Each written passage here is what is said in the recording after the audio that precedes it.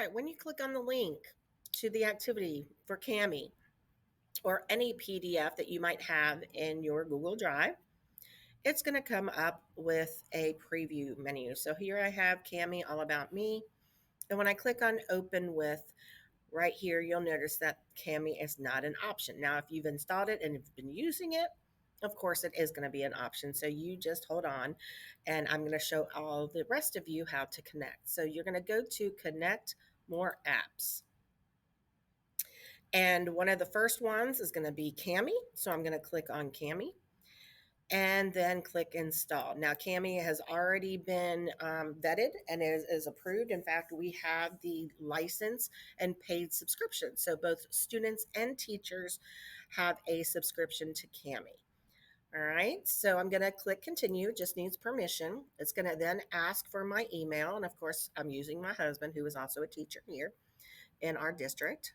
So I'm going to click on his, and it's going to ask for permission to access your Google Drive and your Google Classroom. And this is because it will automatically pull from your Google Drive, save in your Google Drive, and then you can post assignments and all that in your Google Classroom. So I'm going to click allow. And now it says down at the bottom, annotate with Kami has been connected. So now when I'm able to click on this preview, I can click on open with, and annotate with Kami is now one of the options. So when I click on it, we're going to sign in. You only need to do this the first time. I don't have to do this anymore. Since I have two accounts, I'm going to go to the Ron Rollison one, which is the school account. Again, I'm going to ask or allow for the permission. Again, you should only have to do this once.